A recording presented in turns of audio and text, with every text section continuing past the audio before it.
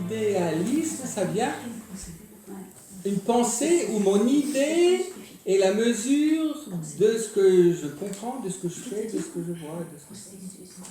Vous comprenez ça? Ce qui est vrai pour l'artiste, bien qu'il s'inspire de la nature, du paysage, et plus l'art s'applique à l'homme, plus il doit être réaliste. Vous voyez? Parce que dans les théories, s'il vous plaît, les théories éducatives, par exemple, c'est typique.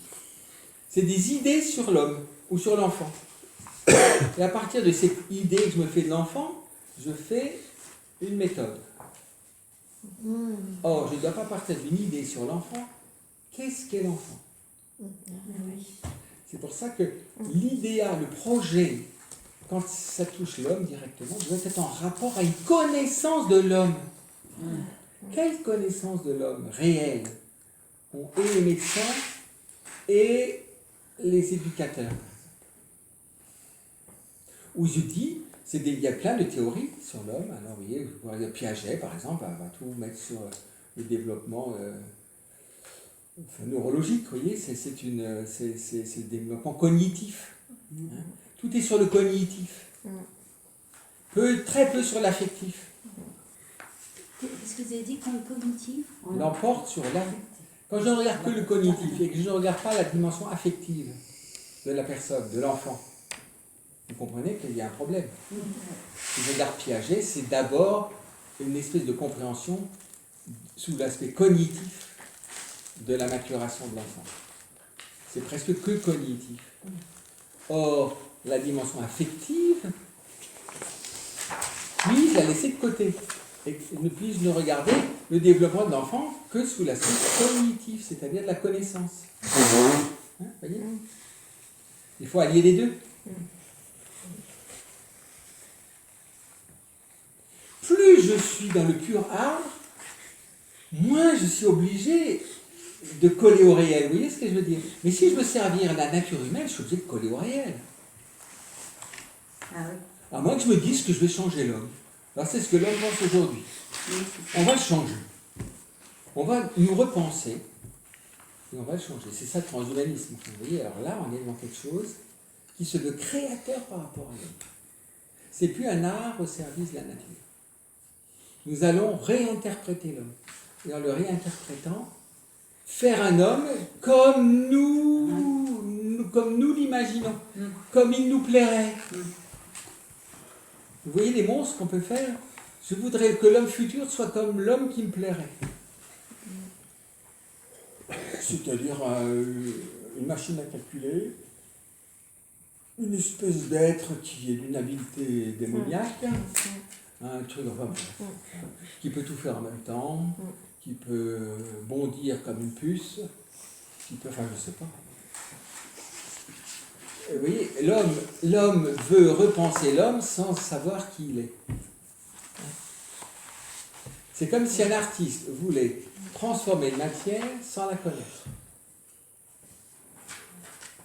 C'est pour ça que quand on veut connaître la matière, on doit se mettre à l'école d'un vrai artiste. Parce qu'un vrai artiste, il aime la matière. Et on doit aimer la matière. Parce que la matière est une réalité incroyable. Elle est voulue vraiment pour notre mystère. Aimer la matière ne veut pas être matérialiste. Le matérialiste va dire que ne compte que la matière. Il n'y a que des processus matériels qui soient significatifs. Vous voyez que dans les relations interhumaines, les processus matériels ne sont pas primordiaux. Donc, il faut le réaliser. Dans la réalisation, c'est la cause efficiente. Alors, dans la réalisation, je vais voir si je peux faire ça, vous voyez, avec mes mains. D'abord, le premier lieu de réalisation par rapport au corps humain, c'est mes mains. C'est pour ça que ceux qui n'ont pas de mains, vous savez, les artistes, alors vers Noël, on reçoit toujours de la pub pour les pains à la bouche, des fois pains par le pied, j'en ai pas vu cette année, des pains à pied, c'est encore plus difficile que la bouche. Et alors vous voyez que c'est des peintres carte postale, vous voyez, c'est très habile, c'est extraordinairement habile, c'est pas toujours très artistique, mais où la bouche va remplacer la main, où le pied va remplacer la main. Mais ce qui montre bien que le lieu du corps, qui est en premier chef intéressé par cette dimension humaine de réaliser quelque chose, c'est la main. Et le lien de l'intelligence et de la main. Parce que vous voyez, quand je fais des gestes, par exemple, si je vais sculpter, mais avec mes mains, de la glaise pour faire une statue et tout ça, regardez, comme l'intelligence qui porte le projet va être au bout de mes doigts, et des doigts, mon avant-bras, tout, y compris jusqu'à mon corps, pour pouvoir, si c'est une grande chose, vous voyez, tout mon corps va être mobilisé pour que mes mains puissent rendre réel mon projet qui est dans mon intelligence. Vous comprenez? Mon intelligence liée à l'imagination. C'est pour ça que la main est fondamentalement cet organe de l'intelligence.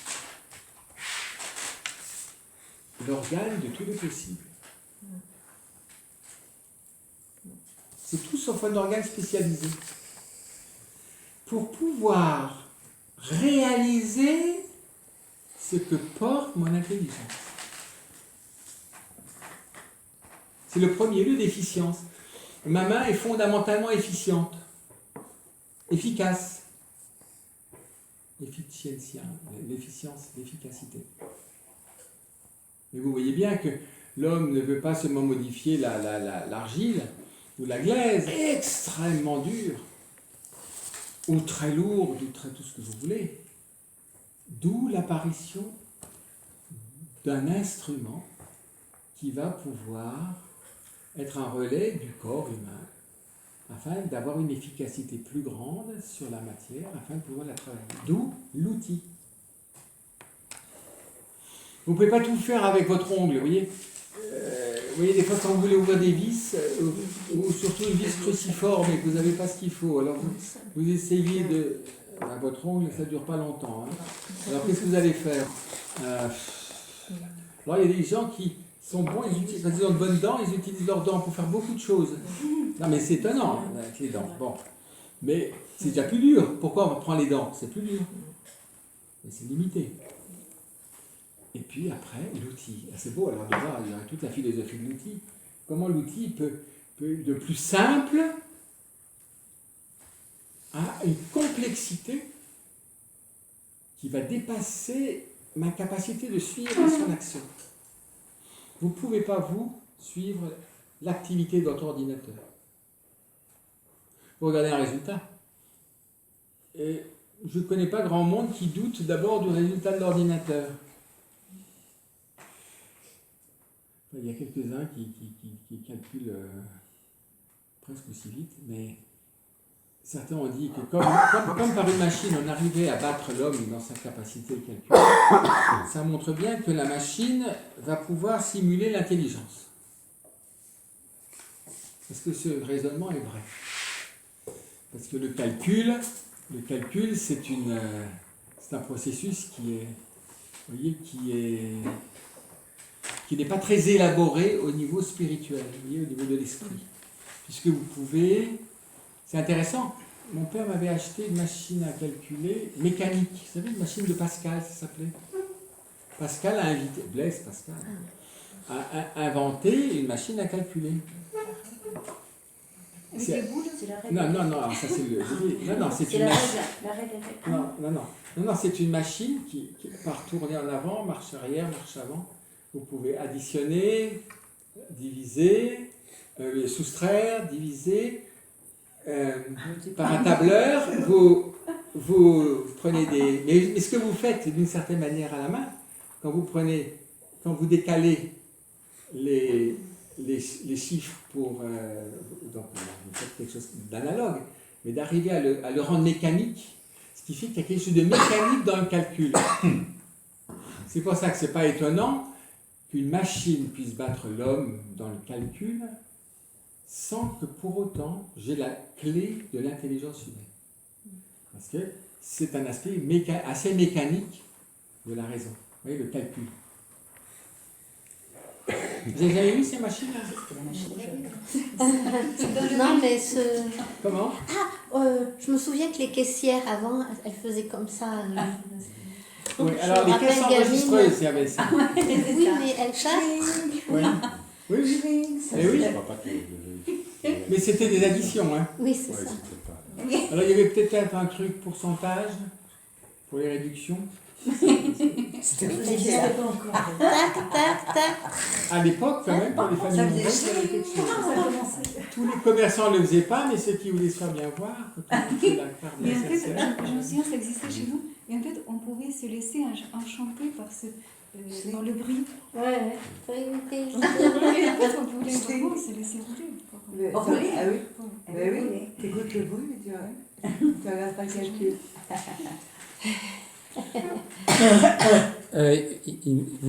Vous partez de l'homme acteur. Alors je pose une question. L'homme acteur, c'est une abstraction, ce que je veux dire. Acteur. Créateur. Oui, créateur, si vous voulez. Est-ce que le financier... Artisan. Artisan, d'accord. Artifex. Allez, restons à l'homme créateur. Est-ce que le financier qui utilise Ouais. sa cause exemplaire, une spéculation, Oui, oui, oui. Alors ça, c'est très actuel. Oui. détourne-t-il, oui ou non, la raison désaltérante de l'eau? Pas automatiquement. Ça dépend de la place qu'a dans sa vie et dans sa... Non mais, S'il ne fait que ça, il devient un monstre. Et il y a des génies, et des génies commerciaux, des génies spéculateurs. Hein. C'est incroyable. Des génies qui vont tout de suite voir les plus-values, les trucs. C'est extraordinaire. C'est une certaine aptitude assez mécanique qui regarde l'idéal, c'est la plus-value, c'est le profit. C'est ce que je tire d'une chose.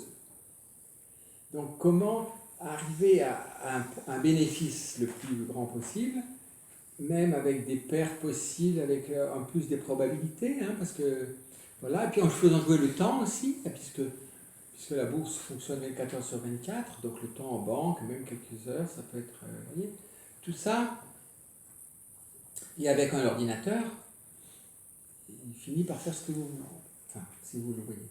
Mais vous voyez que c'est une vision, j'allais dire, mécanique presque de l'intelligence. mais alors mon père, est-ce que le démon peut s'infiltrer dans une Ah ben ça, sans inspiration? aucun problème.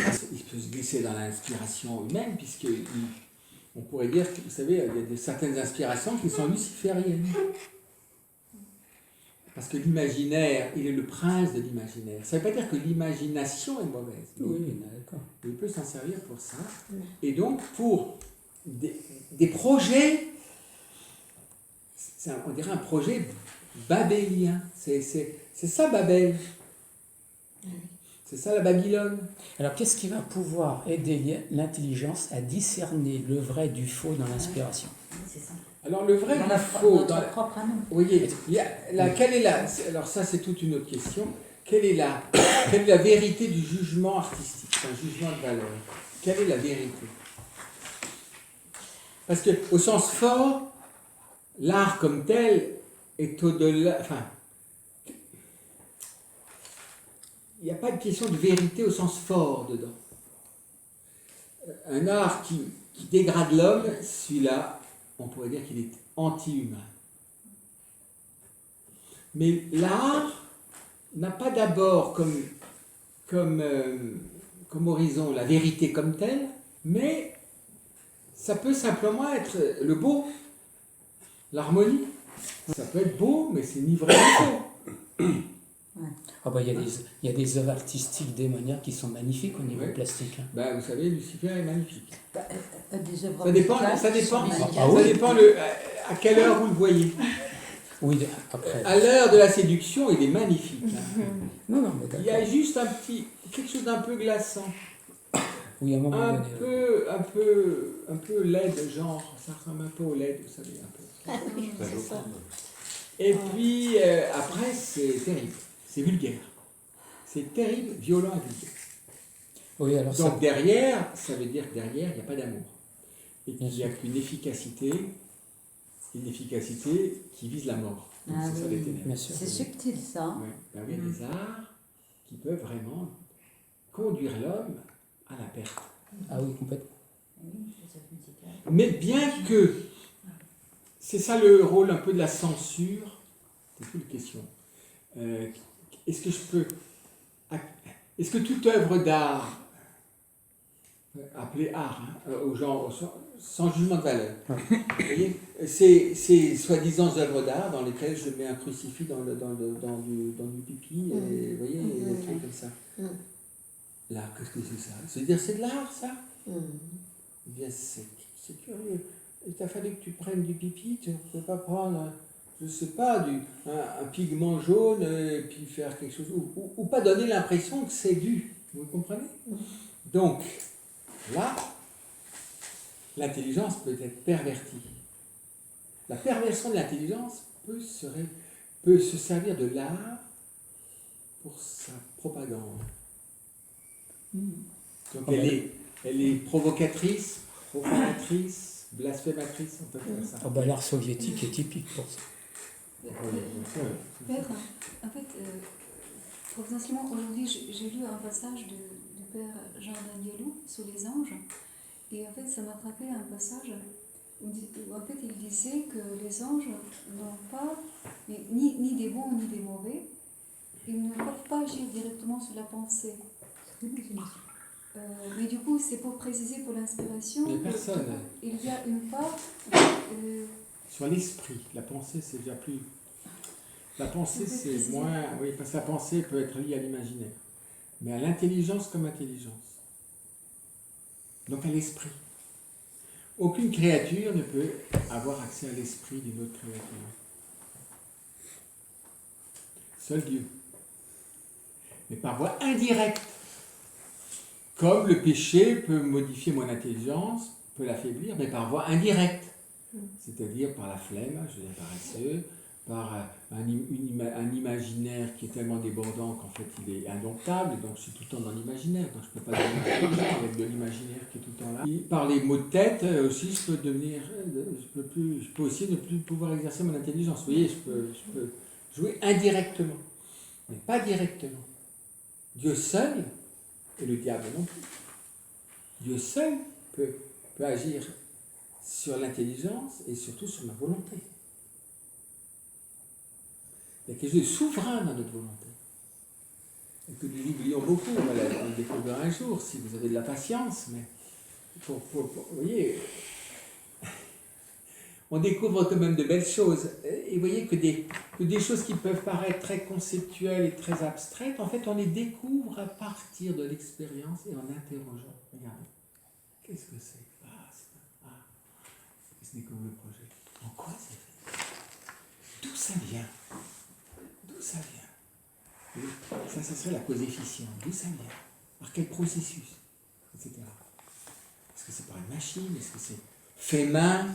Alors vous avez moulé à la main, ça c'est le fromage, non, le truc moulé à la main, ça coûte plus cher. Je ne sais pas si on le moulant à la main ou le moulant avec une machine, ça change beaucoup, mais bon. Baratte en bois, c'est mieux que le bois. Baratte tournée à la main. Est-ce que c'est très important? Parce que là, je joue sur le truc écolo et la main, vous voyez? Donc, voyez. Oui. Est-ce que l'émotion, à la base, elle est saine? L'émotion? L'émotion, parce que la nature... Ben oui, parce que mais elle n'est pas pervertie, l'émotion. C'est après... Elle est facile à pervertir, mais elle est fondamentalement vitale. Si vous n'éprouvez aucune émotion, vous ne vivez pas. Les choses que vous vivez ne sont pas significatives pour vous. Il y a une émotion artistique. Vous pouvez avoir une émotion, donc vous êtes devant une œuvre vraiment qui vous touche, et vous éprouvez une émotion. Mais elle est saine. Elle est saine, cette émotion. Et d'ailleurs, l'art vise à produire une émotion. Par exemple, de contempler une annonciation. Normalement, si je reçois cette œuvre, elle doit provoquer en moi une émotion, soit théologale.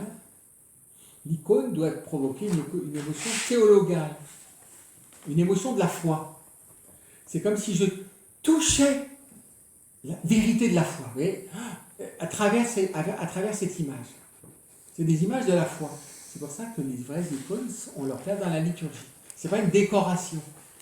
Nous, chez nous, c'est toujours on décore. Il faut faire beau. Et on pense que c'est décoratif. Non, c'est pas décoratif. On chante pour le décor, pour que ce soit beau. Non, on chante pour la foi. Pas pour le décoratif. Le chant de la foi. C'est ça le chant de l'Église. Le chant de la foi. Et donc aussi le chant de l'espérance, aussi le chant de l'amour. Caïn a eu une inspiration perverse en tuant son frère. Alors, c'est pas une inspiration. Alors là, on n'est plus dans l'ordre artistique directement. On est dans un ordre moral. Il est jaloux. Et la jalousie, bien sûr, provoque des émotions. Mais on est dans un autre domaine, qui est aussi l'intelligence, qui compare. Enfin, il a le libre arbitre quand même. Pardon ? Il a quand même intelligence et le libre arbitre, hein, Caïn. Mais oui, mais vous savez, quand vous pensez que c'est injuste ce que vous vivez, et que l'autre est privilégié, et que c'est pas juste qu'il soit tellement aimé de Dieu, et que la fumée monte vers le ciel, et que chez moi ça descend, là. Oh, vous savez, il y a des peintures comme ça qui montrent les deux sacrifices d'Abel et de Caïn. Vous savez, la fumée noire qui va comme ça le long de là. Je ne sais plus quel artiste a fait cette chose. Ça vous dit rien, là? Les sacrifices d'Abel. Eh ben, le sentiment d'injustice est vous savez, le démon prêche toujours la justice. Pour nous scandaliser, pour nous révolter, pour nous replier, pour nous rendre tristes, pour nous... Oui, vous savez. Ah ouais, mais c'est pas la justice, c'est une fausse vérité. Oui. Ça a l'apparence.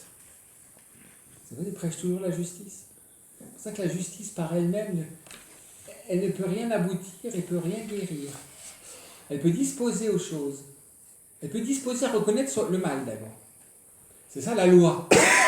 Quand Dieu donne à Moïse la loi, il se sert de la justice pour manifester l'injustice, c'est-à-dire le péché.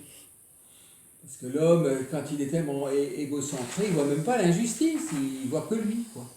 Non, tout était très bien aujourd'hui. Et tes voisins étaient heureux aujourd'hui. Oh, ça m'est égal, moi j'ai tout raflé. Les autres n'ont qu'à réussir demain.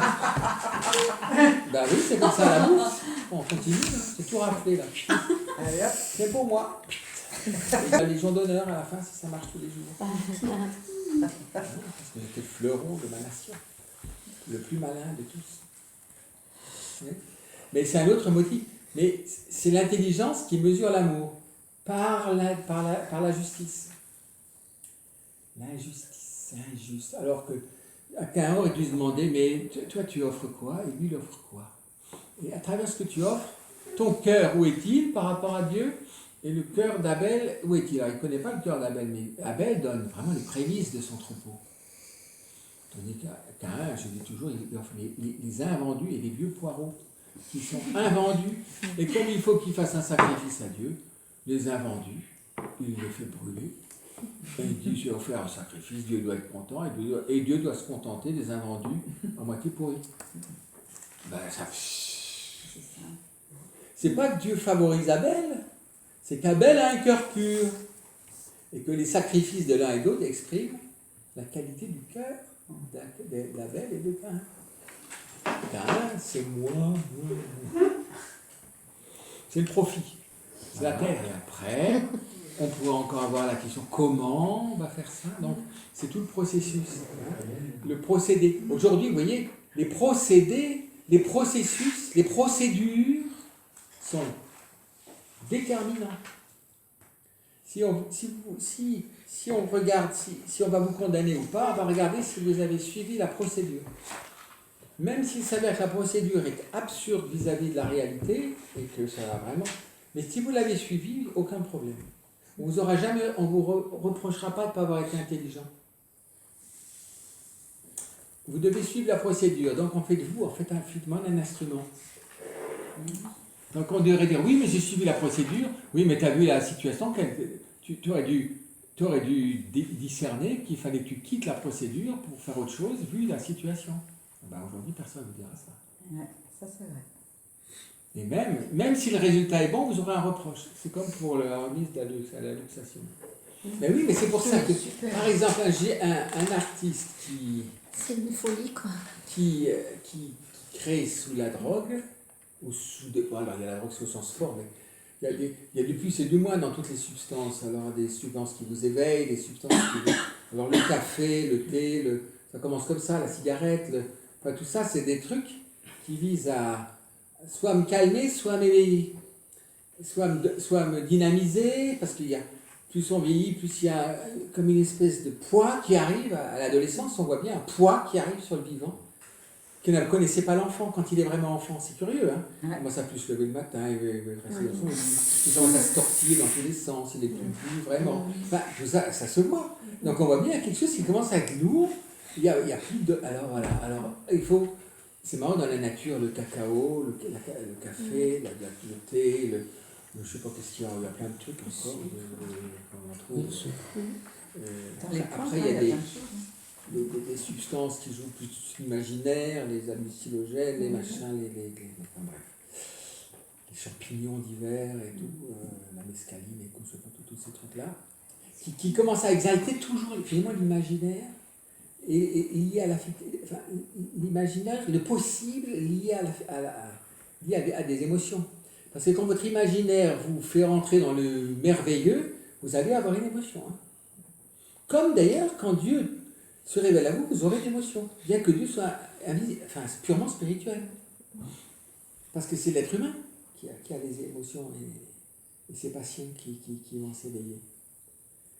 Et alors on va dire, qu'est-ce qui est? Est-ce que c'est légitime?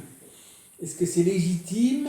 Est-ce que parce que j'ai utilisé la caféine ou parce que j'ai utilisé du chocolat, je suis un artiste moins légitime que celui qui arrive à créer sans... Je sais pas. Alors voilà. Alors après, là-dedans, il n'y a plus de limite, vous voyez ce que je veux dire? Et d'où la mort après.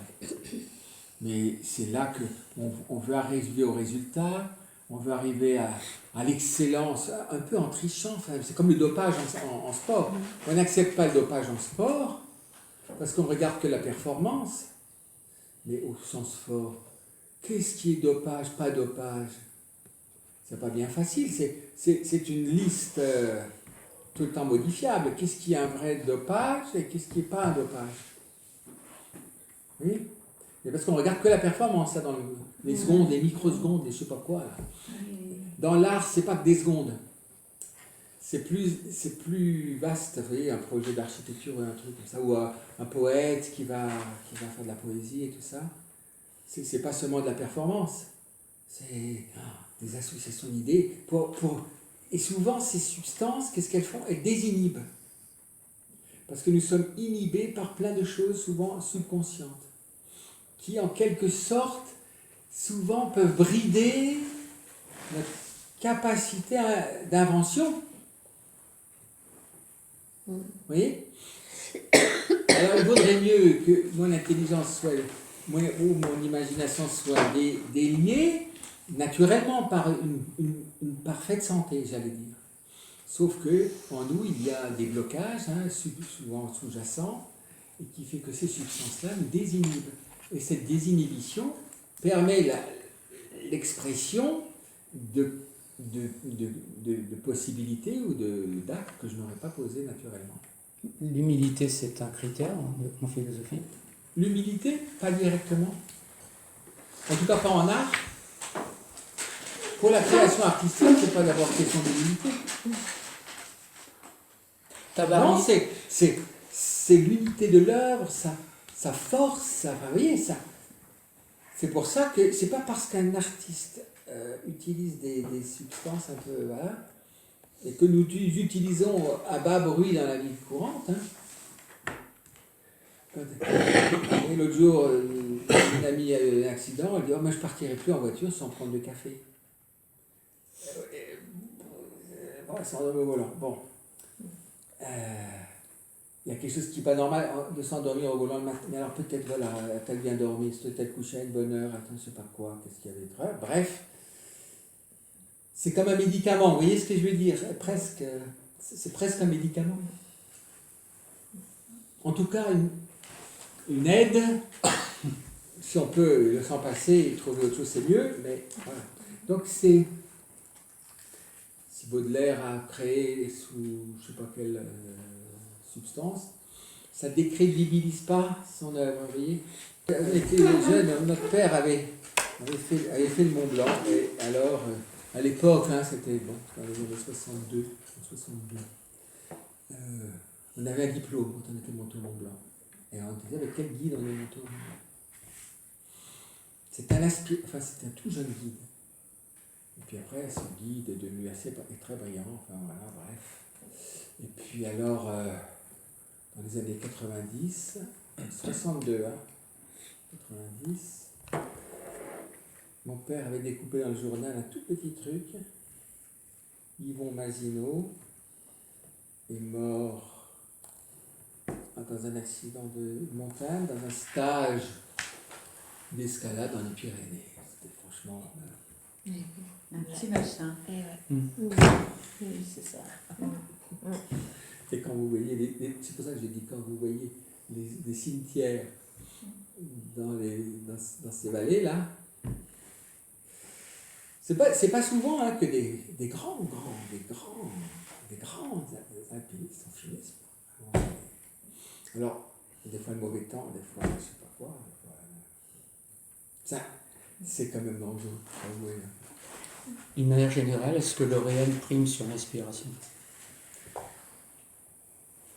Alors après, ce que vous posez comme question, est-ce que je peux expliquer l'homme par sa dimension artistique? Ça, c'est Nietzsche.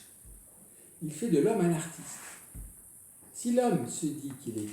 Si l'homme se pense homme en tant qu'artiste, il va dire, c'est mon inspiration qui prime sur le réel. Ben, ça aboutit rarement à la sainteté. Non, d'accord. On verra, c'est une dimension première, fondamentale. C'est pour ça qu'elle nous marque très fortement. Parce que l'homme, il fait l'expérience de ses capacités. De ses capacités. C'est pour ça, pour l'estime de soi, la confiance en soi, c'est très fondamental. Si l'homme a l'impression d'avoir jamais rien accompli, rien réalisé, on va dire. D'ailleurs, on parle de réalisation de soi, hein. C'est un terme du faire, hein, du faire. Mais il aura de la peine à avoir confiance en lui. C'est pour ça que c'est une expérience fondamentale. Mais je ne suis pas ce que je fais. Je ne suis pas ce que je réalise. Mais ça, celui parmi nous ici qui dit qu'il est totalement libre, lève les mains. Ça vous tient.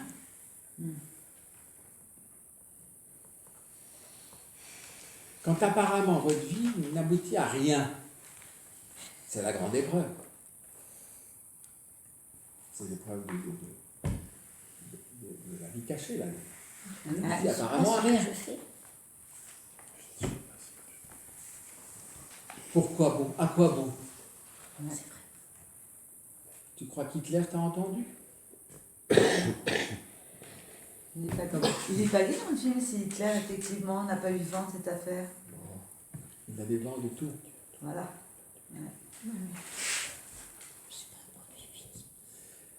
Quand un homme... J'allais dire, quand on ne peut pas briser un homme par la peur, il fait peur.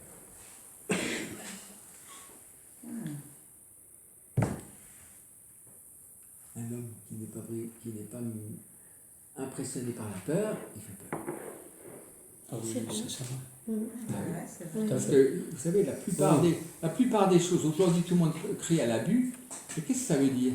La plupart des liens humains sont de l'ordre du plus fort.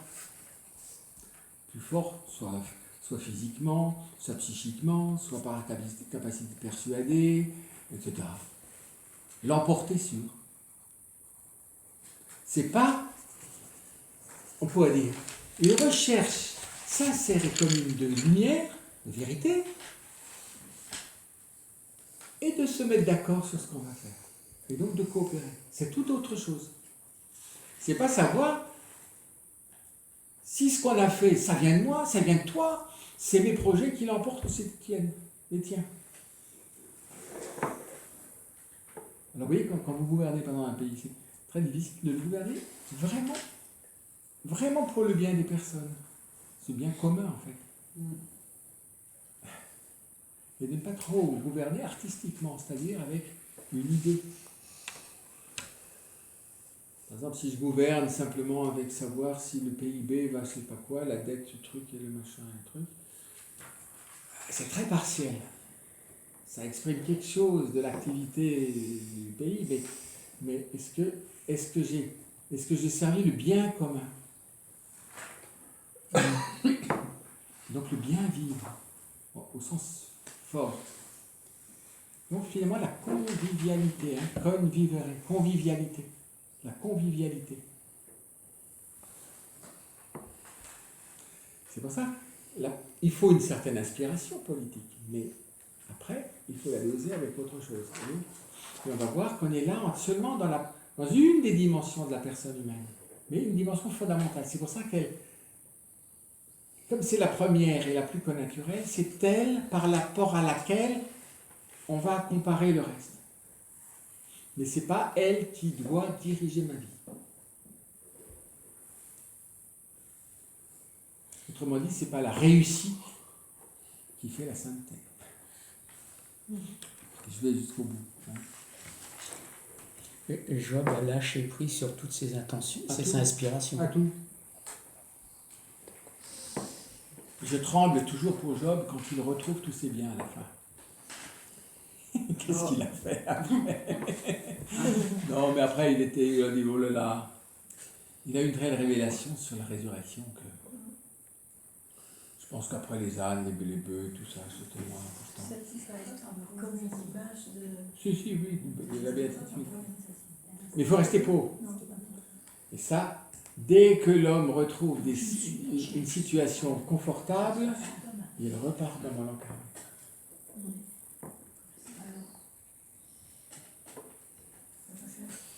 Je ne suis pas la réalisation. Je ne suis que pas suivre, hein. Je ne suis pas ma réalisation. Ouais. Oui. Je ne suis pas Ma réussite. Qu'est-ce que c'est que c'est pas la réussite qui est la pleine réalisation de ma vie humaine. C'est ça. Et alors, qu'est-ce qui fait que ce soit aussi important la réalisation Parce pour que être quand même. mais parce que oui, Comme si notre être dépendait de la mais réalisation. parce que c'est là que je fais l'expérience fondamentale de mon conditionnement corporel et du lien de mon intelligence à mon corps et de mon rapport à la réalité, au monde. C'est fondamental.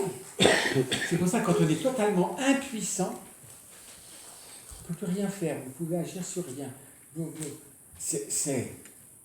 C'est la grande épreuve, je crois, de la vieillesse. Ouais. Tu ne peux plus sauter, tu ne peux même plus aller où tu veux même pas, et tu dépends de quelqu'un qui te fait, tu demandes quelque chose, on t'apporte autre chose, il faut encore avoir le sourire, parce que si on n'a pas le sourire, on est de mauvaise humeur, mais c'est effrayant. Mais c'est un travail. Dieu s'en sert pour nous purger. Mais est-ce qu'il n'y a pas un temps de réalisation C'est ça. un temps de réalisation comme ça, enfin, C'est normalement. et qu'après c'est l'état de vie normal, C'est l'état de vie, enfin, l'état rempli de temps. de vie, on va vers une réalisation totale et après on ne peut plus, on réalise de moins oui, mais en ça moins. montre. Mais ma vie humaine, normalement, n'a pas cette courbe-là. C'est pour ça que, quand on a parlé de la crise de la quarantaine, c'est en fait la crise de ça. C'est que je commence à réaliser. J'ai atteint le sommet. Je vois qu'il y a des plus jeunes qui sont plus habiles que moi et que je réfléchis sur le futur et que le futur, il n'est pas dans une augmentation de la performance ni des trucs. Et donc, à quoi bon tout ça? Et quoi? Et alors? Et quoi? La question du coup, c'est qu'il y a un rapport de vie et de mort, enfin, le fait de ne pas être dans la réalisation, et c'est comme si on n'existait pas, on mourrait, enfin, on n'est pas en vie si on ne réalise Non, pas. psychologiquement. Psychologiquement. Parce que c'est psychologiquement que ça marche. Oui, mais est-ce qu'à un moment donné, vraiment le temps où les gens ne pouvaient, s'ils ne se réalisaient pas, ils mouraient de faim, ils ne pouvaient pas... Ah, c'est pas se réaliser ça. C'est pas ça, C'est pas dans ce réaliser. sens-là. Non. Non, la réalisation de soi, d'ailleurs, c'est des théories, des machins. La technique de réalisation de soi, de réussite, la réussite aujourd'hui. Il faut C'est réussir. moche que ça, parce que dans des temps passés, Oui, il mais n'y avait pas besoin de se réaliser comme ça. Mais Il parce suffisait qu'il n'y avait pas de vivre et moyen. d'être. Mais il n'y avait pas les moyens. Vous savez, quand vous n'avez pas de jarret, vous ne pouvez pas sauter, vous n'avez pas envie de sauter haut. Mais Donc, réalisation. à l'époque, vous Attends, aviez, il cherche pas. vous aviez Non, les je te lopins de pose une terre. question. Les lopins de terre de votre père et votre futur, c'était de continuer et de vivre de ça. À partir du moment où des possibilités commencent, des possibles commencent à se truc, et bien alors les dents commencent à pousser. Et le besoin de réalisation, d'être connu, de réussir, de briller, d'acquérir je ne sais pas quel niveau social, de tel métier, tel machin, je ne sais pas quoi, tel diplôme, devient d'un truc, une raison de vivre. Parce que ils sont comme la preuve de ce que j'ai réussi, de mes capacités en fait. Mais ça, c'est une mauvaise interprétation de la réalisation de soi, alors. Une Oui. mauvaise utilisation de la réalisation. Mais je pense que la vraie lumière n'est pas une réalisation déjà de soi. Oui. Mais oui. Mais c'est Oui, un c'est ça. raisonnement qui ne prend en compte que cette dimension fondamentale, qui est fondamentalement humaine, mais qui n'est pas l'homme on pourrait dire, dans son lieu propre. C'est propre à l'homme, mais c'est pas là où l'homme devient ce qu'il est. Mais il ne peut pas le devenir s'il la refuse. Par exemple, je ne peux pas devenir une personne humaine si je refuse de mettre la main à la pâte. Non, ça c'est l'illusion d'aujourd'hui. Il suffit de mettre les trucs en bourse et ça va marcher. Donc en fait, il suffit que je descende. Ouais. Mais vous ne bougez plus le petit doigt. Et si vous le bougez, c'est pour vos loisirs. Non. Non, vous pouvez laisser sur pied. Justement, peut-être que je vais insister. Hein. Oui, mais non, mais insister, vas-y, vas-y. c'est très important.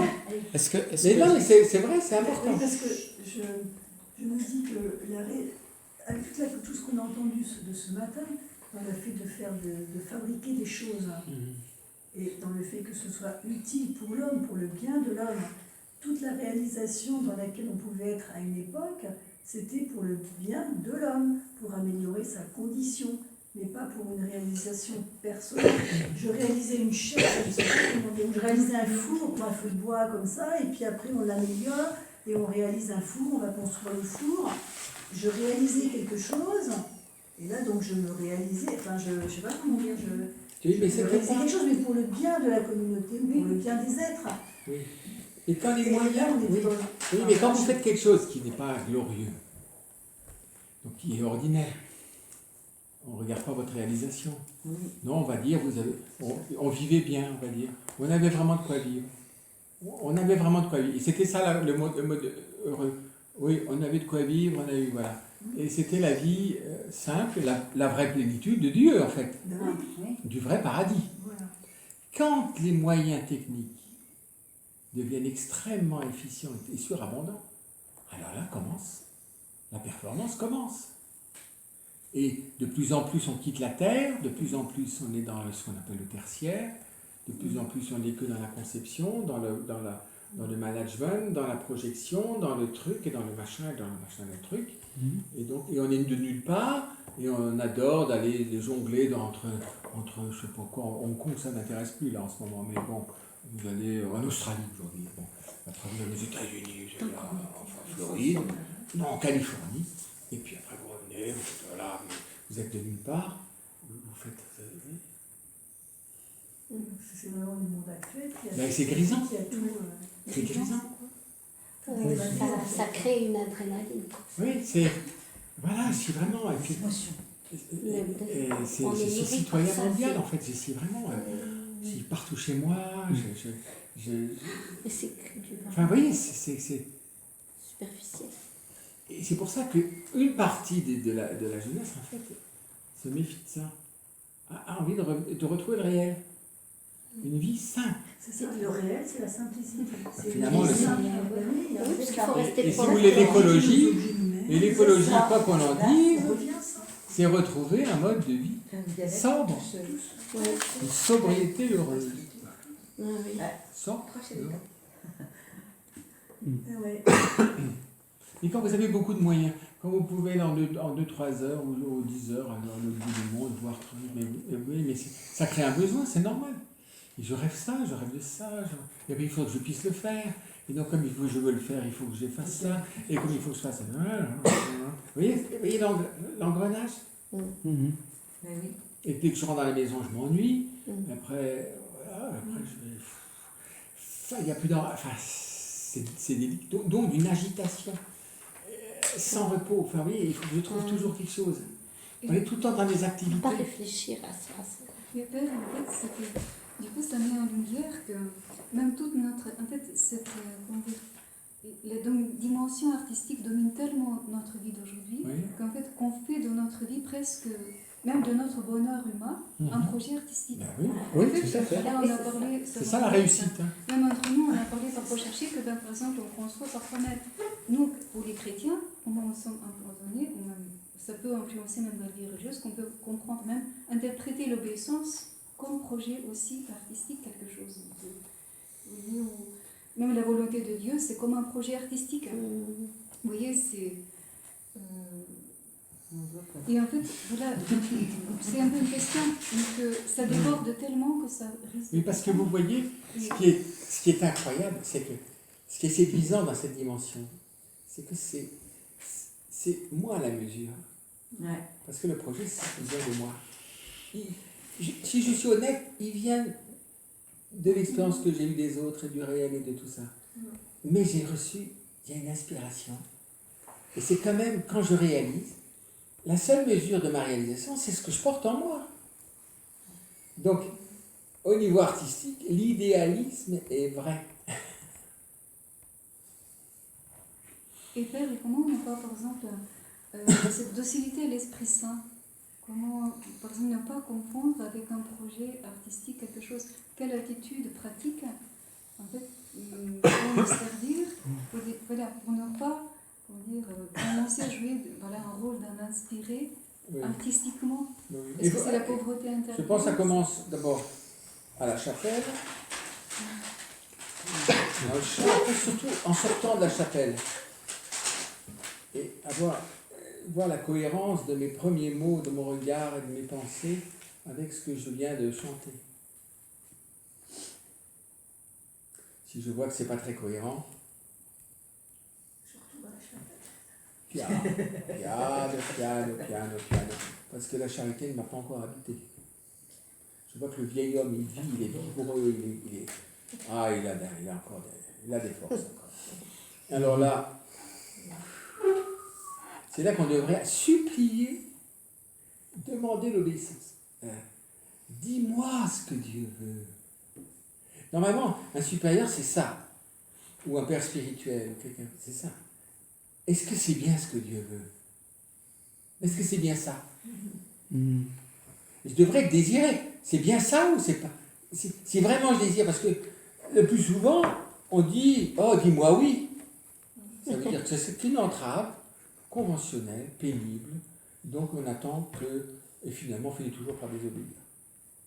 Donc on est hypocrite vis-à-vis de notre soi-disant désir de suivre la volonté de Dieu. Et on est exactement comme les pharisiens derrière la loi. J'ai eu l'accord, oui, mais tu lui as demandé ça comment? Avec quelle intention dans le cœur? Et d'ailleurs, tu lui as vraiment demandé? Oh, je lui dirai quand je vais finir. Puis, est-ce que j'aime ce que je... Et derrière, est-ce que j'aime ce que Dieu veut? Ou j'espère qu'il voudra ce que je veux? Ben oui! C'est vrai, c'est ça. Mais je crois qu'il faut être honnête. Ouais. Après, on peut lui demander C'est pour ça que d'aimer. quand on est honnête... Ouais, parce que des fois, on veut. prend au hasard la Bible, ça nous plaît pas, on commence encore un coup. On va avoir des liens. Et là, Sophie, vous êtes déjà dans une semi-divination. Mais vous savez, c'est là, et je crois que c'est ce travail-là qui creuse finalement l'humilité. Parce que je vois que je ne suis pas du tout vraiment amoureux de la volonté de Dieu. Je crains la volonté de Dieu parce que je crains qu'elle ne me m'ampute, qu'elle qu'elle m'empêche de faire ce que je veux, qu'elle m'empêche d'être, que je ne sois pas heureux. Donc je suis heureux du monde, je ne suis pas heureux de Dieu. Vous voyez, si c'était... Et tout ça, c'est impur, vous voyez, en nous. Vous comprenez ça? Et ça, c'est vrai en chacun de nous. Et c'est pour ça qu'il y a un truc un peu artistique en nous. Et alors on se sert de bijoux, de cierges, de tout ce qu'on veut, qui sont matériellement liés à Dieu, en pensant qu'en agitant ça, Dieu va être content, et qu'il va faire que je suis d'accord. Pas du tout. Je me mets pour les faire dans la vie.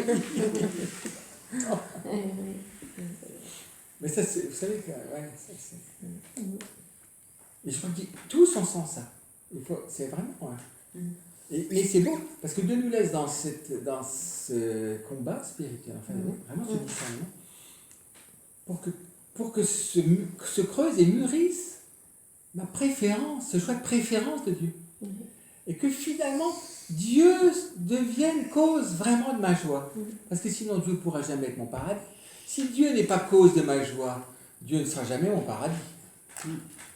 J'arriverai qu'à un cas, traînant les pieds, du purgatoire dans le ciel, avec des grosses larmes de crocodile en disant « Oh, la terre que j'ai quittée quand même. » Bon. Voilà, maintenant, qu'est-ce qu'on va faire? Quel est le programme de la journée? Mais c'est moi ton programme. Toi, ton programme. Mais je m'ennuie avec toi.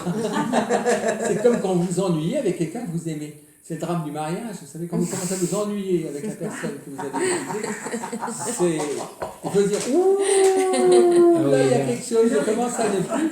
Je suis plus face à sa personne. Je suis en train de m'ennuyer. Bon, ben, on est habitué. Ouais, mais on ne se regarde plus. Vous voyez, c'est comme entre frères. Si je commence à oh, je m'ennuie. Bah, franchement, j'aurais dû trouver quelqu'un d'autre parce que c'est pas là où je suis.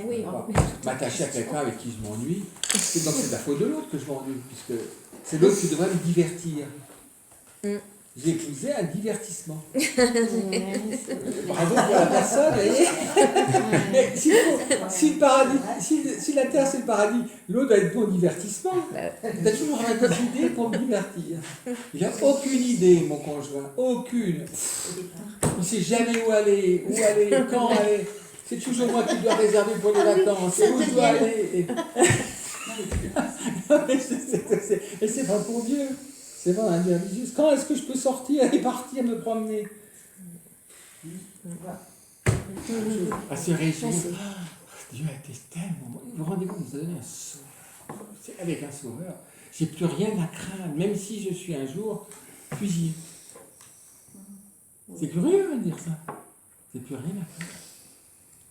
Je sais que ma vie est entre bonnes mains. Si vraiment je la remets à mon sauveur. Ça va devenir vrai pour tous les arts. Hein. Oui, c'est la cuisine. L'art musical aussi, c'est pareil. Un musicien qui joue en s'écoutant trop et de façon...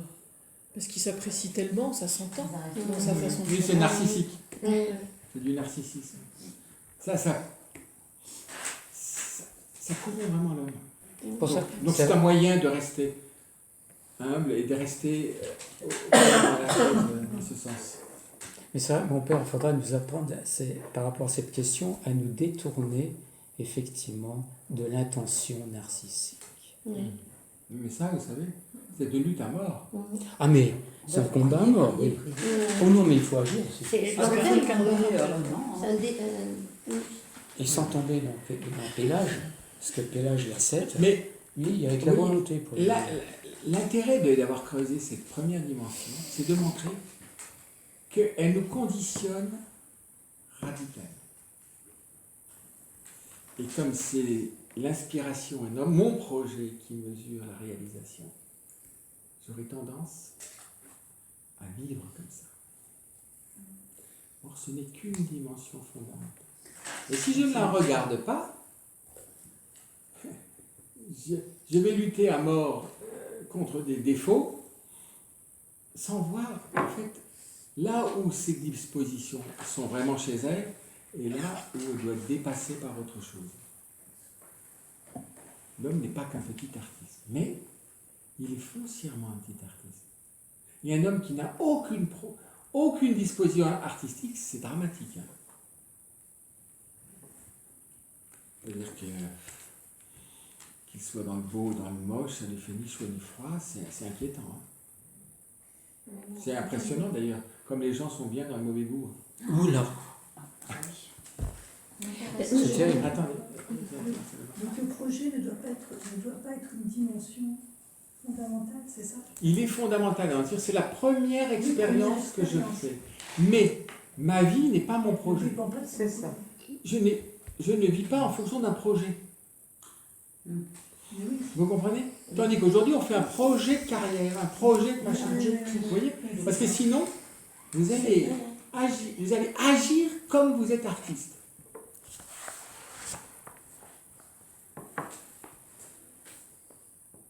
Et c'est pour ça que c'est très important de voir ça. Et que c'est le fondement. C'est pour ça que ça nous rattrape tout le temps. Est-ce qu'on peut sortir de cette prédominance du projet sans connaissance de Dieu? Je crois que c'est pas impossible, mais c'est l'éveil du cœur. Parce que l'homme ne se connaît vraiment que quand il commence à connaître son cœur. Or,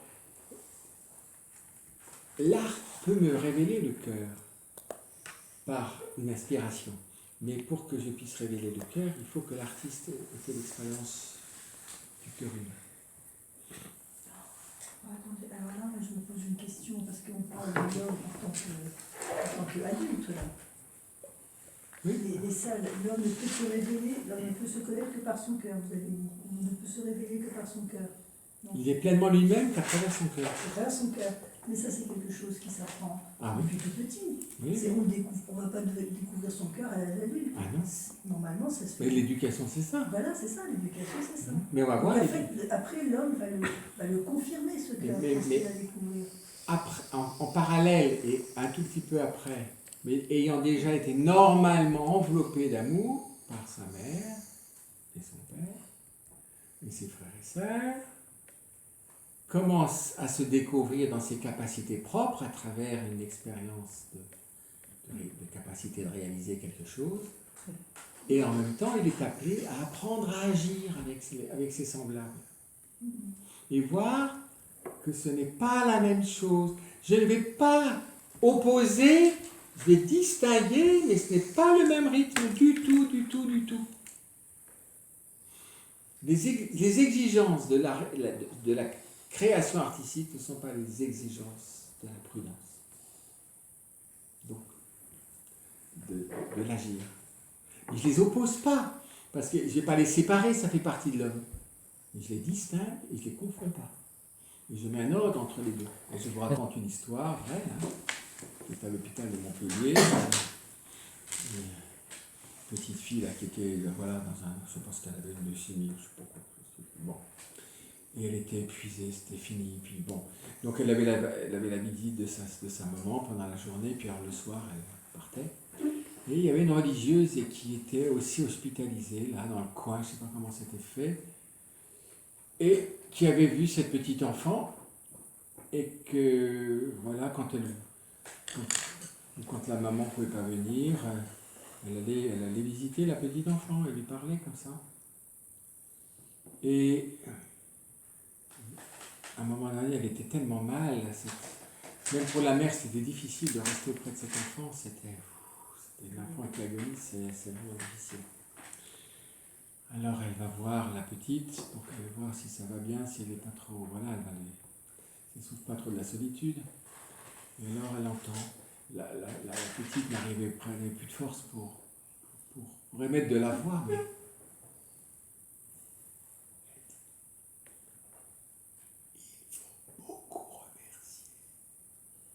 il faut beaucoup remercier. Mais pourquoi? Jésus dit, mais pourquoi il faut tellement remercier? Elle lui répond, pour la croix. Oh là là. À 5-6 ans, bah, vous voyez, elle avait fait à toute allure le voyage. Hein. C'est pour ça que... Parce que l'enfant a une grâce d'être pas agrippé à la vie. C'est pour ça que Dieu nous parle tout le temps par les enfants. Fondamentalement, c'est le chemin pour les adultes pour aller vers Dieu. À condition de les éduquer, d'en prendre soin. Pas de sous-traiter les enfants à des 36 trucs, machin, vous allez vous occuper pour ça, pour ça, pour ça, pour ça, pour ça, pour ça. Bon, le soir, on les récupère, et puis ainsi. Non, vraiment, il faut être présent.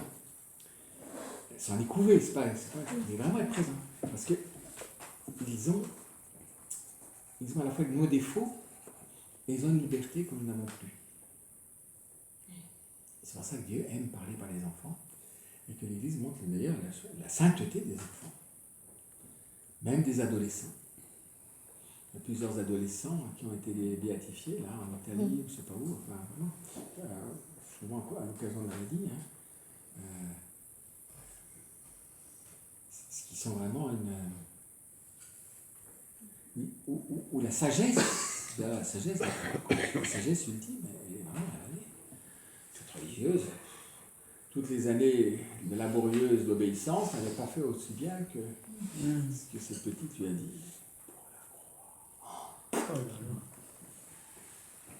Nous on dit oui, la croix c'est bien beau, mais enfin bon, un peu moins possible, si possible. On ne comprend pas vraiment ce que c'est non plus, donc on se bagarre avec ça, toujours, un peu comme les païens, une quête du bonheur, un peu comme ça. Ben oui, parce que c'est inscrit en nous. Hein. Aristote le disait, c'est pour Michel que je dis ça, tout homme cherche le bonheur, on désire le bonheur, donc et voilà, et donc ça nous tient à la peau, et c'est vrai, on est fait pour le bonheur, mais par quel bonheur et comment? Saisi de la finalité, remercier pour la croix, donc elle a touché l'amour.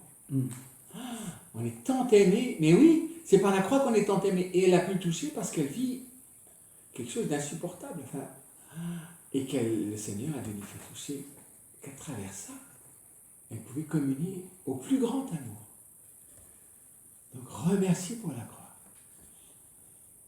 Parce que nous ne pouvions pas rêver une donation d'amour plus grande. C'est impossible. C'est pour ça qu'il faut dire merci pour la croix tous les jours. C'est pour ça que ça plaît ou ça ne plaît pas, notre croix, hein, mais en tout cas on ne peut pas la voir. Il y a un père abbé anglais qui disait que notre Seigneur Jésus allait à grande enjambée vers la croix. Ben oui, en hâte. Il avait hâte d'en découdre. Mais c'est pas du dolorisme, vous voyez, ça n'a rien à voir avec ça. Non, et donc c'est pour ça qu'on regarde le plus connaissable, le plus connu, et après on va voir par différence l'autre dimension pratique. Également, il me semble qu'il manque encore une causalité dans cette expérience. Laquelle? La causalité finale qui est l'œuvre. Oui, mais c'est l'œuvre-effet, c'est la réalisation. Mais on va revenir dessus. Mais parce que l'artiste n'est en repos que quand il a achevé son œuvre. Donc, en vue de quoi travaille-t-il?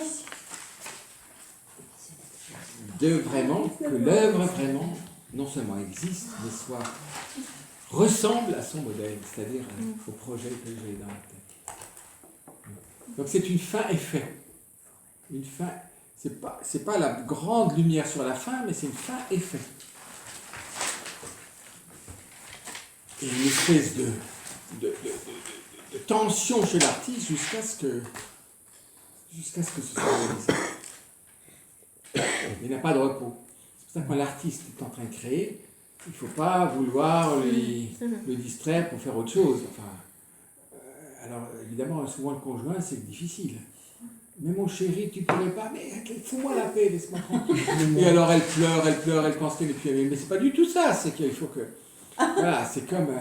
il faudrait qu'il dise, écoute, toi, quand tu es en train de mettre au monde, il ne faut pas non plus te déranger.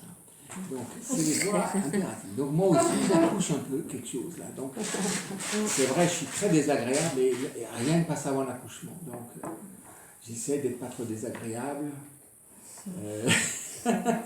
C'est pour ça que quand vous épousez une personnalité artistique, c'est quelque chose. Et comme on est tous des artistes. Enfin, ça dépend. Des grands et des Tout à l'heure, vous avez dit les exigences de la création artistique ne sont pas les exigences de la prudence. Je ne Oui. me trompe pas. Oui, oui. La prudence au sens Ah. philosophique Ah oui, du oui. cœur.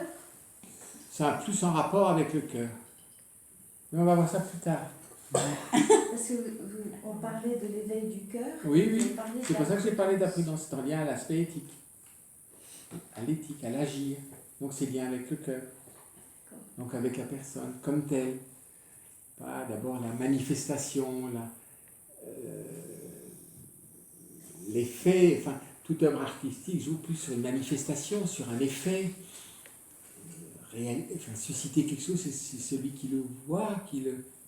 C'est vrai, ça c'est. Une œuvre qui ne vous touche pas, bah, vous n'avez pas besoin. Voyez. Voilà, vous avez vu là, le début d'une analyse et comment, par l'interrogation, découvrir des causalités. En premier lieu, de la découverte des causalités. En science, il n'y a pas de causalité. Il y a des liens de nécessité. Ça, c'est d'autres liens de nécessité qu'une cause. Il y a un lien de nécessité. Vous voyez que le projet exerce un lien de nécessité sur tout le travail de l'artiste. Ses choix artistiques, ses choix de matière, ses choix de l'outil, ses choix de lieu où ça va être, des choix, etc. Et cette détermination est inflexible. Si vous laissez détourner un artiste de ce qui lui semble être nécessaire, je vous souhaite du courage. Ça s'appelle les voies déterminées de l'art. Pour l'artiste, c'est ça ou c'est rien. Mais c'est pareil pour l'artisan. Oui, oui. Un peu moins, mais ça peut être comme ça. Tandis que pour la prudence, ce ne sera pas du tout ça. D'accord. Vous avez dit que c'est l'idéal qui est le projet de l'œuvre. Et donc cette causalité exemplaire et qui est la mesure de l'œuvre. Et en fait, je remarque que j'ai plus d'exemples du côté de l'art plutôt poétique que de visuel, mais en fait, je me rends compte que parfois l'inspiration qui prend l'artiste est telle que l'œuvre réalisée dépasse son projet. En fait, il y a comme l'œuvre qui se détache, et en fait, il est tellement chargé de quelque chose qui dépasse même ce que voulait mettre dans cette œuvre. Ça peut être ça. Voilà, j'ai un peu quelques exemples en poésie, par exemple, où que presque cette œuvre, à travers les siècles, vit presque la vie autonome, au-delà du contexte de l'époque, et qui peuvent parler autrement selon les contextes. Et en fait, du coup, qu'est-ce qui fait qu'à la fois il y a quelque chose de plus, parfois, qui apparaît dans l'œuvre, du coup, du côté même de la forme. Mais je vous ai dit tout à l'heure, c'est que dans le processus lui-même, l'idéal s'enrichit. Parce que je vous ai donné l'exemple pour l'orgue. C'est qu'au moment où je le fais, je dis il y aura encore une chose. Ah, ça serait mieux. Et donc, en quelque sorte, l'idéal s'enrichit. Et c'est même plus que ça, que ça s'est enrichi, et plus que ça a dépassé, et même, comment dire. Alors, il y a peut-être une maladie de l'idéal. C'est-à-dire que je n'ai pas assez conscience de ce que je porte, et que c'est en le faisant que je le découvre. Moi, c'est ce que je vis chaque fois que je prêche. Mais ça, c'est pas seulement naturel, je crois. Quand je prêche une retraite, si la retraite était selon l'idéal, il n'y aurait pas grand-chose. Mais la prédication appelle la prédication. Donc, en fait, à la fin,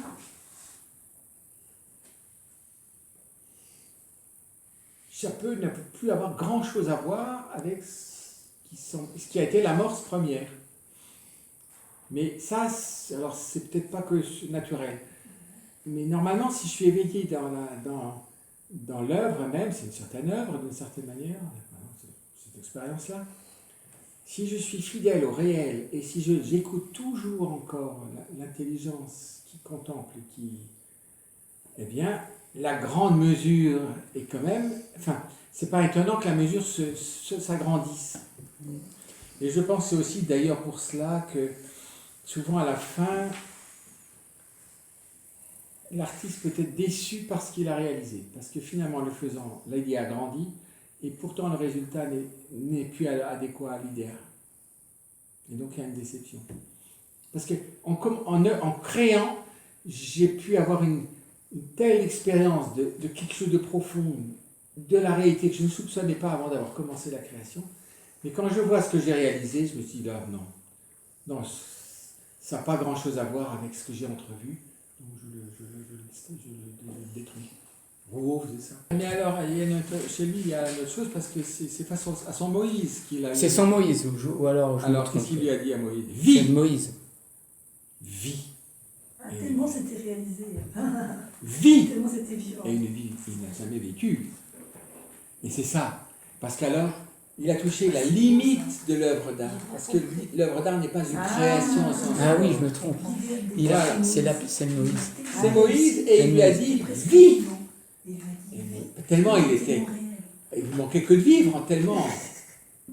Ah non. Et donc c'est comme l'impuissance.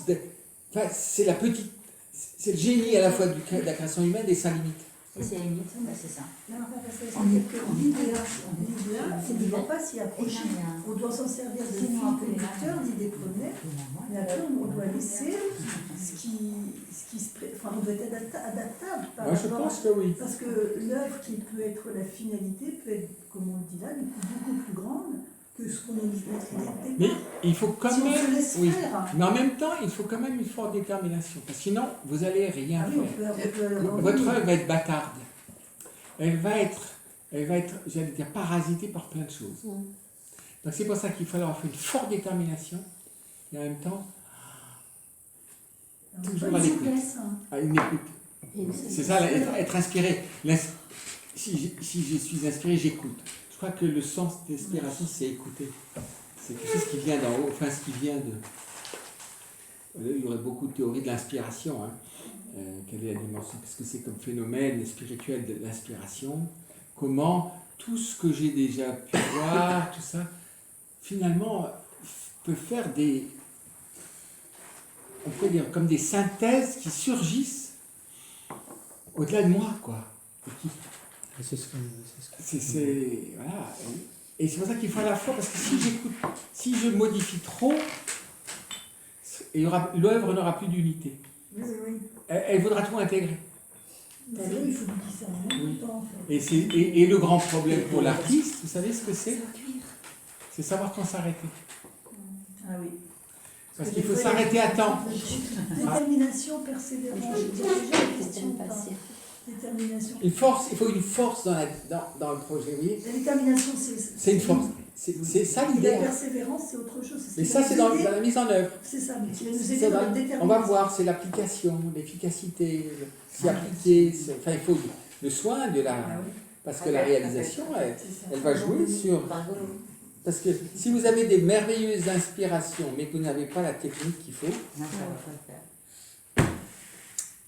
Bon, alors, ça peut être des fois... On voit quand même que c'était... Voilà, il est quand même génial. C'est pas parfait, mais c'est belle. Il y a des gens qui font des choses parfaites, mais il n'y a pas d'inspiration. Ah oui, c'est vrai. Et aujourd'hui, on en voit beaucoup. C'est quand même plus Les gens facile. qui sont capables de faire des choses extrêmement parfaites, C'est virtuoses, technique, mais mais pas très habituées. Ouais. Disons que je ne vais pas la laisser, et c'est pas la perfection qui va m'habiter d'abord. C'est toujours l'idée liée à l'inspiration qui est plus forte que la perfection, qui dépasse toujours la perfection. Si y a la perfection, tant mieux, mais c'est pas elle qui est dernière. Et ça, on le sent tout de suite. Oui, c'est ça. Sinon, je c'est dis ça. que c'est la carte postale. C'est ça. parfait. C'est ça. Oui. J'avais une question par rapport aux voies déterminées de l'art. Est-ce que Voix VOIES, hein, c'est pas les VOX. Oui. Est-ce que du coup, une œuvre commune, un travail commun entre plusieurs personnes est possible ou pas? Parce que chacun a sa voie déterminée et, enfin, du coup, une œuvre commune, qu'est-ce que ça veut dire faire une œuvre commune, hein? Est-ce que ça veut dire qu'il y en a un qui dirige tout et qui a des subalternes, qui leur dit faites ci, faites ça, faites... Ou est-ce qu'il y a quand même quelque chose de plus? Enfin, vous voyez? Ça dépend si on se situe dans l'activité artistique comme telle ou dans la coopération. Parce que quand il s'agit d'une œuvre artistique, il n'y en a qu'un qui soit vraiment inspiré. Et il y a les gars de sauce. Chez Frangelico, c'est très net. Hein. Vous voyez, l'inspiration vient de lui, dans certains de ses tableaux, et le reste, c'est... Bon, il y en a plein qui ont fait des visages, si vous les regardez de près, ils ne sont pas très beaux. C'est pas le maître. Mais l'ensemble, c'est le maître. Et peut-être le visage de Marie ou du Christ, c'est lui. Les Judas, les machins, les trucs, les robes et tout ça, c'est tout. Surtout les foules et les trucs. Les angelots, tout ça. Enfin, tu fais un petit visage. Et alors on apprend comme ça. C'est comme ça qu'on apprenait avec le maître. Hein. Mais le maître ne pouvait pas tout faire. C'est impossible. C'est des heures et des heures de travail. Donc, mais il doit rentrer. C'est pas lui qui a l'inspiration. Par contre, dans une coopération qui a une valeur éthique plus grande, là c'est autre chose. Là c'est vraiment l'œuvre commune. C'est quand même le chef, c'est un vrai chef qui a l'idée directrice de l'interprétation de l'œuvre. Donc même un soliste qui a sa manière de faire, normalement dans le travail qui se fait, il y a un travail commun entre le soliste, par exemple, et le chef d'orchestre pour essayer que le soliste, à la fois, parce qu'il ne peut pas lui faire quelque chose qui est contre lui-même, et en même temps qu'il entre dans l'intention de l'interprète qui est quand même le chef d'abord. C'est pour ça qu'on va chercher un soliste qui convienne, pas seulement du niveau technique, mais qui va pouvoir entrer dans la lumière que j'ai eue sur cette œuvre et que je veux donner. Mais il y a plein de chefs qui n'ont aucune idée. Donc on interprète, voilà, les notes sont à peu près là. Chacun joue comme il pense, si possible juste. Comme nous. On a la cause exemplaire. Oui, ça c'est fait. Première cause. Bon. Cause matérielle. Oui, cause efficiente. Cause efficiente. Et après, on a La pas les finale, autres. là. Mais la cause exemplaire est aussi la cause formelle. Ah bah voilà. Parce que c'est la forme. Ça y est, on y est. Et dans le résultat qui tarde à arriver, est aussi la cause finale, mais une cause au sens Donc, de il y en a deux fin tranches. effet. C'est pas l'expérience, c'est pas le toucher fort de la cause finale. C'est une fin effet, c'est un produit, c'est un fin effet.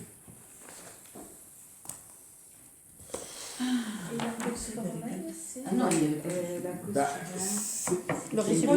L'inspiration, la cause exemplaire, c'est une cause formelle. cause formelle et C'est cause- une détermination. Voilà. Qu'est-ce que c'est? Cause formelle. Un tabouret pour traire. Mais il y a quelques fanfreluches et quelques sculptures qui font que c'est pas n'importe quelle cause. Donc qu'est-ce que c'est? Donc vous en avez combien des causes alors? 5, merci. À quelle interrogation Qui est dans la ça répond? cinquième. Qu'est-ce que vous dites? Quelles interrogations les conduisent vers chacune des causes? Une, deux, trois. Qu'est-ce que c'est? Alors, il y a deux Qu'est-ce que c'est quoi? C'est exemplaire formel. Formel. Cause Oui. formelle. Exemple. Elle est là. Je vous parle tous en même temps. Qu'est-ce qu'il a voulu faire? Exemple. Le signal va se former, il dit que c'est pareil. Voilà, c'est ça. En quoi a-t-il fait ça? Matière, le matériel, D'où vient cette réalisation? efficient. Voilà. Dans quel but? Oui, dans quel but j'ai fait ça? Que voilà, qu'il y ait une chaise là, qu'il y ait que l'homme ait devant ses yeux une nouvelle lumière sur l'annonciation. Parce qu'on revient maintenant de nouveau à la grâce de ce jour. Est-ce que la scie, le marteau et le premier clou, principe. chez le menuisier, c'est une cause instrumentale? Ben oui. Alors voilà la cinquième. Oui, alors l'outil, c'est la cause instrumentale. Troisième, cause efficiente. Ça en fait 5. Il y a 5. 6. Cause formelle, qu'est-ce que Mais c'est pas une cause au sens fort. C'est pas une cause Oui. réelle. C'est une cause Additionnel. C'est l'outil. Ce qu'on a parlé de l'outil, c'est une cause instrumentale. Et il faut que vous découvriez comment ces causes, vous voyez, quand on dit cause, c'est qu'il y a un lien de nécessité entre cette réalité et le réel. Vous voyez, entre l'outil et l'artiste et la matière. Instrument. Cause instrumentale. Il est cause comme instrument. Donc avec ses qualités d'instrument, comme le ciseau bois ou je sais pas quoi.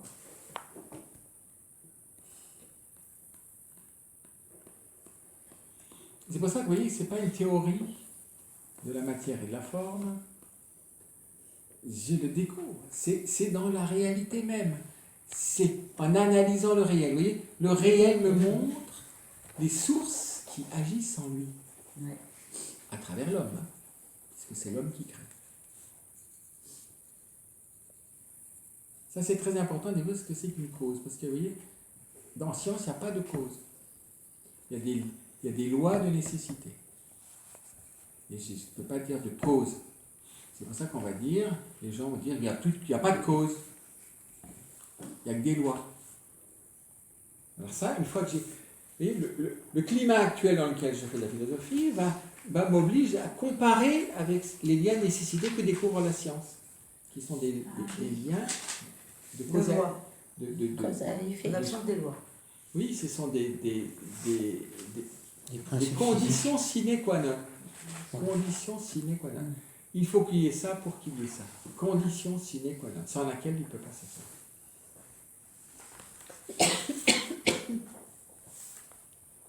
Ça va? Vous êtes infatigable aujourd'hui. Si vous êtes en vacances, hein, c'est pour ça. Conditions sine qua non, ce sont des lois de nécessité, c'est ça? De la matière, oui. De la matière. Et donc aussi de la psychologie et tout ça, c'est ça. C'est la- Ah, rien. loi de la pesanteur. Ça ne sert à rien. Alors vous voyez, quand on a découvert ça, regardez.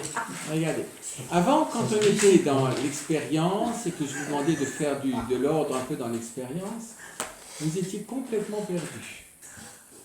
Quand Quand on décrivait l'expérience, mais qu'on dépassait un peu la simple description et que j'essayais de Oui. voir qu'est-ce qui naît comme interrogation à partir de l'expérience qui commence à devenir autre chose que ma vie ordinaire. J'ai senti une certaine détresse. Une détresse certaine aussi. Vous voyez, parce qu'on est désarmé, on ne cherche pas souvent, on ne creuse pas souvent à partir de l'expérience. Maintenant, vous avez trouvé les 5 causes. Et maintenant, vous pouvez engranger dans la connaissance. Et c'est là que commence le grand danger. Ah oui, parce que là, vous avez quelque chose dans votre arbre-sac. Comment elles sont liées au réel? Et comment c'est pas quelque chose d'abstrait? Enfin, vous voyez, c'est une découverte de l'intelligence qui découvre les sources. La structure même de l'expérience. Et à partir d'où je l'ai découvert. C'est toujours très important de savoir à partir de quand j'ai découvert une chose. La découverte de la cause exemplaire et de la cause matérielle, c'est lié vraiment à cette expérience. Et y compris l'efficacité. C'est pour ça que c'est les 3 causes foncières de cette expérience. Donc ça, maintenant, il faut essayer de le faire un peu vivre. Vous voyez, ça me rend normalement, ça vous rend plus attentif, plus lucide, par exemple, quand vous faites quelque chose. Et plus présent. Plus présent, y compris de la qualité de l'inspiration, la qualité d'exécution, le choix du moyen, jusqu'où je dois faire, etc. Vous voyez, et les nécessités. Ah, je vais d'abord finir ça avant d'aller prier. C'est les voies déterminées de l'art. Si je laisse la plénitude de ma vie humaine, c'est pas ce qu'il faut que je fasse qui va déterminer, qui va passer avant l'oraison. Sauf exception. Si je fais Sauf nager si les le coins, cours a il duré va falloir quand même. Oui. Ou sauf Exception. Je fais des caramels, la prière va attendre. si quelqu'un est en train de faire un infarctus, on va. Mais c'est vrai. Mais par exemple, finir mon linge, non. Ouais. Mais je vais sentir, je veux finir. Ouais. Vous voyez, il faut que je le repasse, il faut que je sois pressé. Vous voyez, ça, il faut.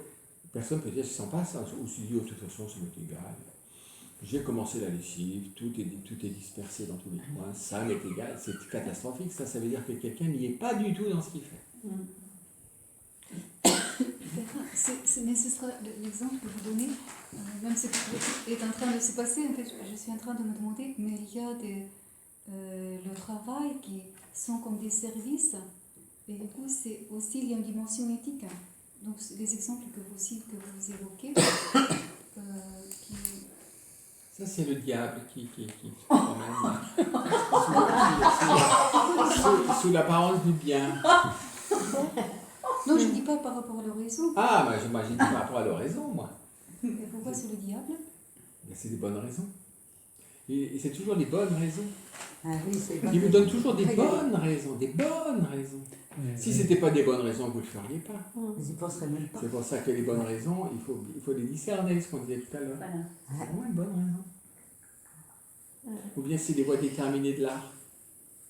Ou c'est de débarrasser de la chose. Ou bien c'est d'être je sais pas quoi. Ou là, j'aurais voulu ça finisse. Ben, c'est pas fini. Toi, Seigneur. Ouais, tu passes devant. Mais ça me coûte. J'aime bien quand ça coûte. Vous pouvez lui faire parler. S'il vous dit, j'aime ça que ça te coûte. C'est vraiment. Je suis touché que ça te coûte. C'est Docamillo Mais tu le qui fait fais. ça. Ah Vous oui, connaissez le oui, film? c'est Il génial. est excellent, Ah, le c'est film génial. Docamillo. Ben, c'est le curé C'est moi, qui parle à Docamillo. Dieu. Il parle à Dieu et Dieu lui répond. Ah, c'est génial. Donc. Mais il faut parler au curé.